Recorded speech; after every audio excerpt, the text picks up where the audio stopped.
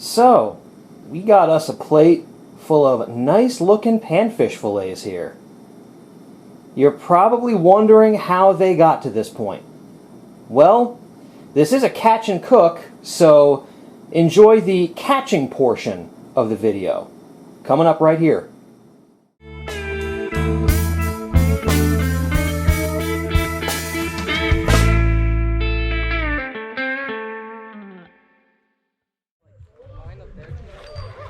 There we go. Wait, can you put a piece of bread on it, Lucas? This feels like a bluegill. See if he's eating size.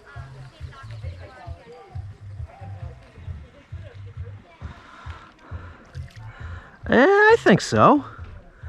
You can get some decent fillets off of that dude. Alrighty.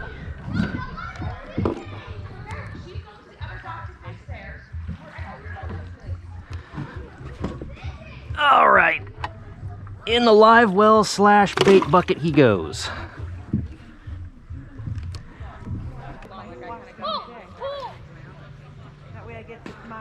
Alright, we got too many swimmers in the water right now. So I think we might take this up again later. Well, my neighbors pretty much set up an inflatable water park next to me, which is fine by me. I mean, everybody's having a great time. The kids are screaming, the adults are drinking heavily. But it just means that fishing off my dock is pretty much a no-go at this point. So decided to hop in the boat, cross the lake, and see if I couldn't find my dinner elsewhere. There's certainly no shortage of places on this lake that have sunfish.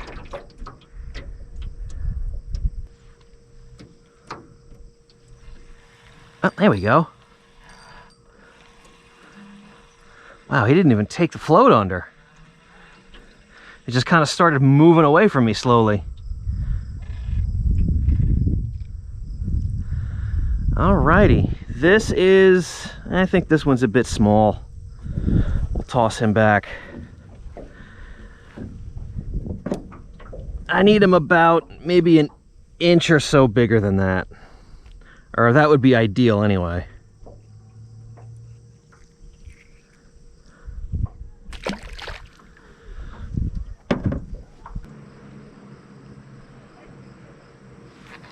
There we go. Another really delicate hit. And it's another small one. Little pumpkin seed. I've actually never eaten pumpkin seed before. This one's a little too small to start, but I wonder if they taste like bluegill. I have to imagine pretty much all sunfish taste similar.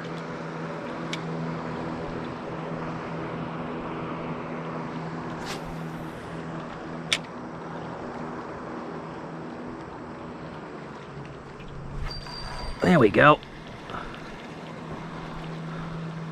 Another little guy, I think. Yep.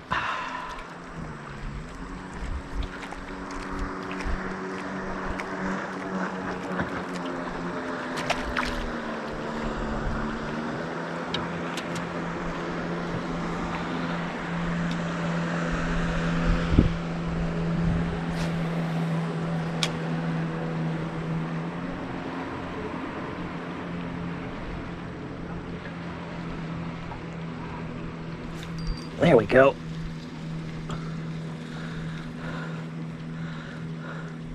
Another small one, I think. I think there's a whole school of like 4 and 5 inch bluegill out there.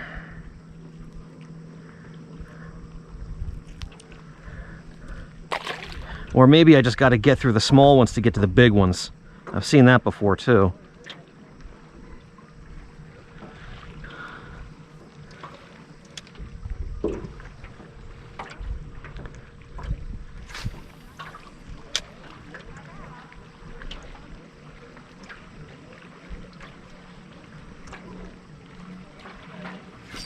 There we go.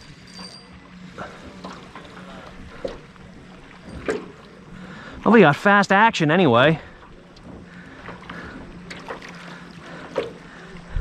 You don't have this much fun getting your dinner at the grocery store now, do you? This one's a little bigger, but still a bit undersized for the plate.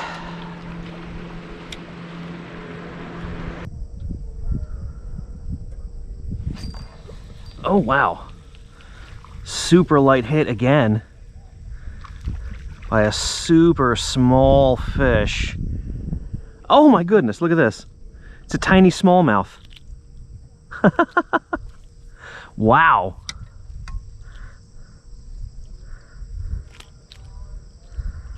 Okay. Well then.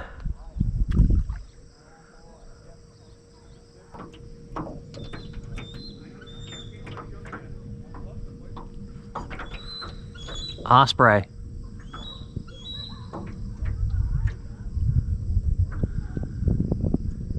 I think he's trying to catch dinner too. Oh, he's coming around for another pass.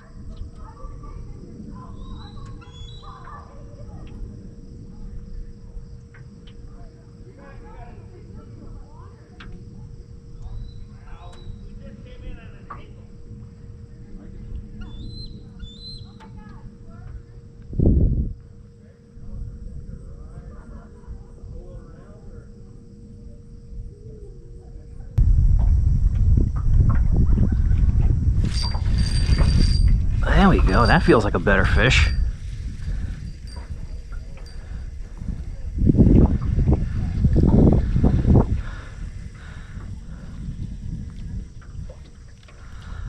Oh yeah, I think this is a good one.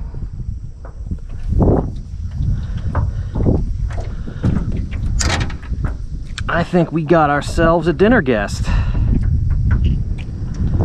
Yeah, I can barely get my hand around, and that's when you know it's a nice sized gill. All right, in you go. He was not happy about that. It's almost like he knows what's gonna happen to him.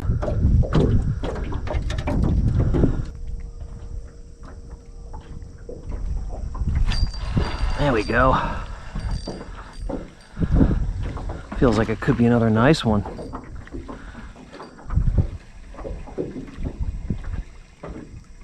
Oh, it's a crappie. And it ain't a bad one either. You know what? I think this one's going in the box. I was only planning on keeping sunfish tonight, but that's a really nice eater-sized crappie.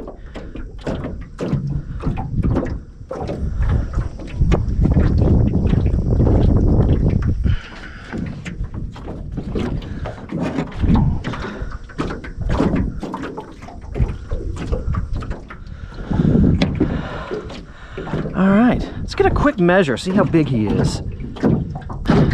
He's about 11 inches. Yeah, that's a nice one.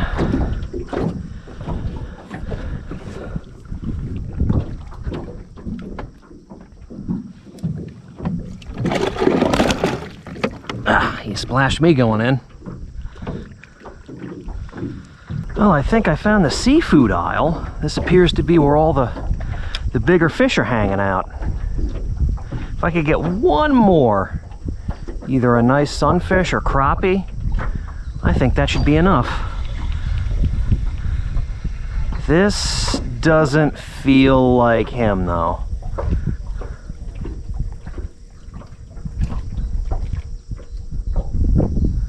Yeah, this is, nah. I think we can do a little bit better.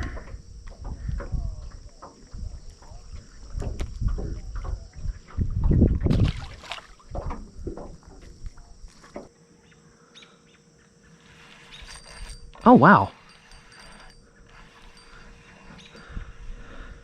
I didn't even know he was on. What do we got here? I think... Oh, you know what? This dude's bleeding. We're gonna have to keep him. I mean, he's a decent size. He might be an inch shorter than what I'm looking for, but he's got he's got some meat on him. Oh, there goes the anchor. Should have stabilized that a little bit better. Alrighty. So this dude is going in the box, and we have our dinner. So flash forward through a few fillet jobs, and here we are. Now, as much as I love just breading and frying fresh fish fillets, I decided to do something a little bit different with this batch. I am going to try out making panfish scampi. Now, I'm going to preface this by saying I don't know how to make a proper scampi sauce. All I know is that you need butter, white wine, lemon, and a shit ton of garlic. So that's exactly what I've got here. I've got some freshly minced garlic cloves, about half a stick of butter, the juice of 1 lemon, and some white cooking wine. And I'm also going to throw in some virgin olive oil, just to make sure that the butter doesn't burn while we're cooking it. So we've got our ingredients. Let's go ahead and get this party started. Alright, so our pan has been heating up. Let's go ahead and add the butter. And let's throw in the olive oil straight away. I don't know how much you need to prevent the butter from burning, but I like olive oil, so I put a healthy dash in there.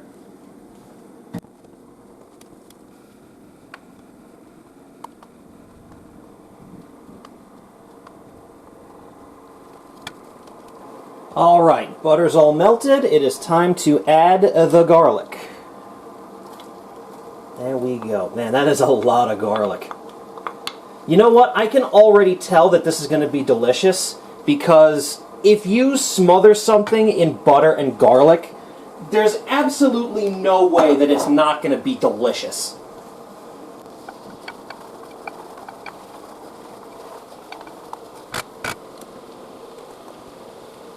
Alright, that looks like it's simmering nicely, so it is time to add our fillets. Not worried about laying them in there too nicely. I'm probably going to wind up breaking them up as they cook.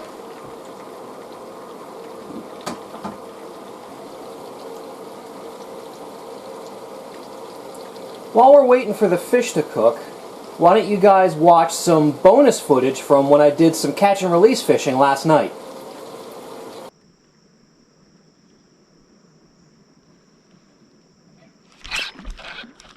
Wow, he just took off and started running with it.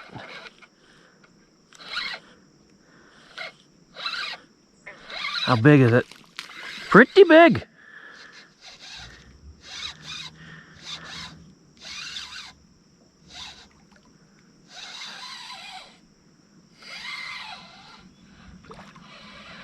Yeah, that's a decent bass.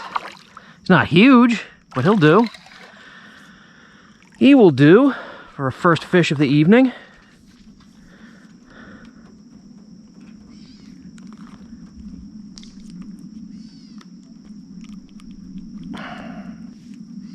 Wow, he's got that in that tough part of the mouth. He wasn't coming off.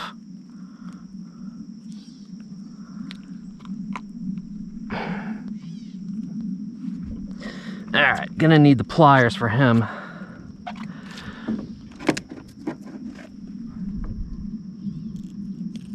There we go.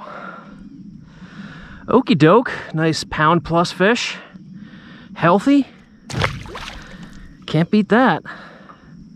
Well, you can with a 2-pounder, or a 3-pounder, or a 4-pounder, and so on.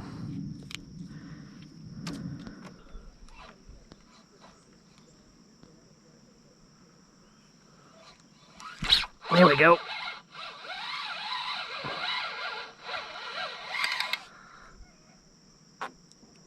That is a pickerel, and he came off. Perfect release. Yeah, he followed it all the way out from that weed line. We'll count that as a catch.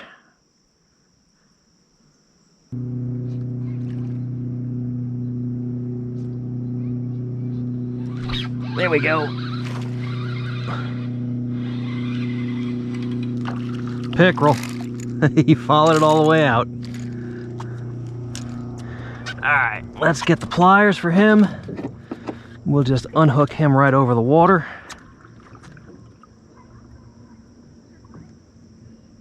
Oh, come on, buddy. Ooh.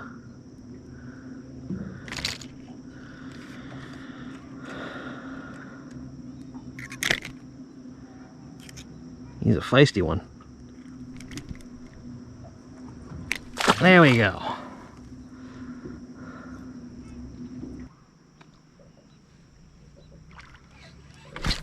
Oh, did you see that?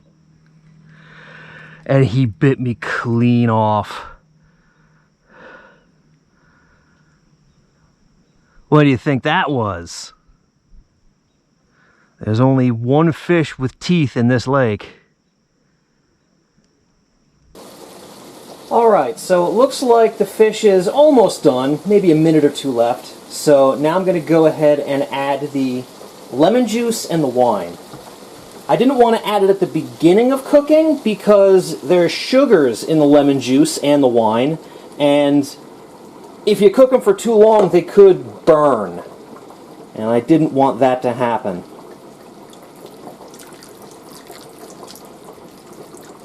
Again, don't really know how much you're supposed to use. I never work from recipes. I think that takes all the fun out of cooking.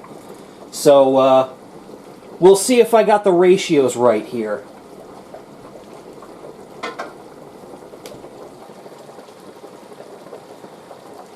Alright, so the fish is cooked and broken up a little bit, and our scampi sauce is simmering nicely. So, I think this should be just about done. So let's go ahead and take this off the heat. Alright, so the reason why I broke up the fish in the frying pan was because I'm going to serve this over spaghetti, and I thought that breaking up the fish would make it kind of a more cohesive dish. So I've got the spaghetti right here, and let's go ahead and add our scampi.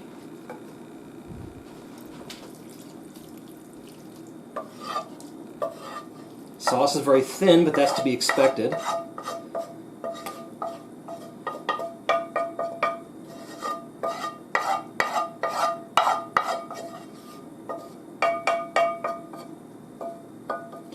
Alrighty. We'll go ahead and mix this.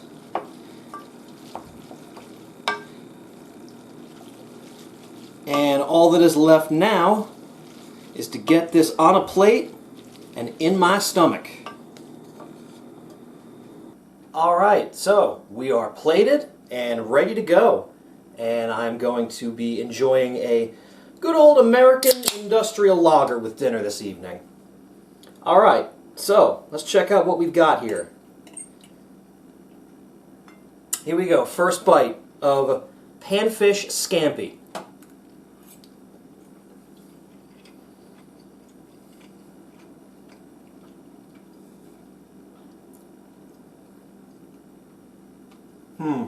You know, I'll tell you what. I don't know if this is a proper scampi dish the way I made it, but one thing I do know, it is outstanding. This is really, really good. Alright, so let me just try a forkful of the fish here. You know, the mildness of the panfish, it really soaks up that scampi flavor. This is really, really nice. Well guys, thank you all so much for joining me for dinner. I really can't recommend this recipe enough. In fact, as soon as I turn the camera off, I am going to be very indelicately shoveling this into my face. So, thank you all again so much for joining me, and I will see you on the next delicious adventure. Cheers.